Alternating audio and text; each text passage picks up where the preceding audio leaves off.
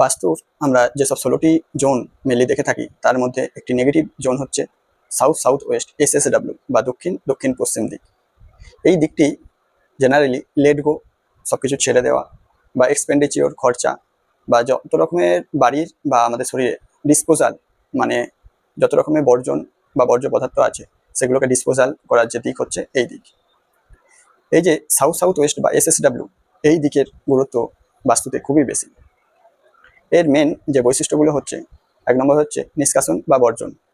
আমাদের জীবন বা বাড়ি থেকে অপ্রয়োজনীয় জিনিস বের করে দেওয়ার যে প্রসেস, আমাদের শরীরের যেমন অপ্রয়োজনীয় জিনিস যেগুলো টয়লেটের থ্রু দিয়ে আমরা পরিত্যাগ করি, এছাড়া বাড়ির যত রকমের আবর্জনা আছে সেগুলো আমরা যে পরিষ্কার করে স্টোর করি বা ডাস্টবিন করি, সেগুলো এই দিকটি জেনারেলি নিয়ন্ত্রণ করে।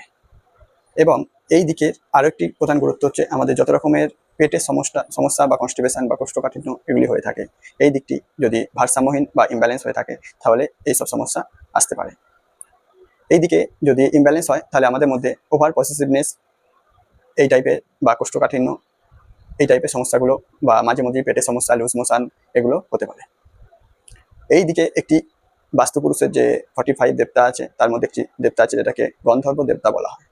যেই দেবতার মেন ফাংশন হচ্ছে যারা গান বাজনা, মিউজিক রিলেটেড বা কোনো রকম মানে আর্ট রিলেটেড কাজকর্ম করে সেই বিষয়গুলোকে বা এক্সপ্রেশনটাকে ফুটিয়ে তুলতে এই জনের ভূমিকা আছে অনেক বেশি। এই জোন বা এই দিকটি যদি বাড়িতে ঠিকঠাক রাখলে বাড়ির মেম্বারদের মধ্যে নেগেটিভ চিন্তা বা নেগেটিভ দিকে যাওয়ার প্রবণতা অনেকটাই কমে যেতে পারে। এই দিকে SSW বা দক্ষিণ দক্ষিণ পশ্চিম দিকের প্রধান উপাদান বা এলিমেন্ট হচ্ছে এটি আর্থ এলিমেন্ট বা পৃথ্বীতত্ত্বের মধ্যে পড়ে। এই দিকের কালারগুলো হচ্ছে cream colour, beige colour, yellow colour, golden colour.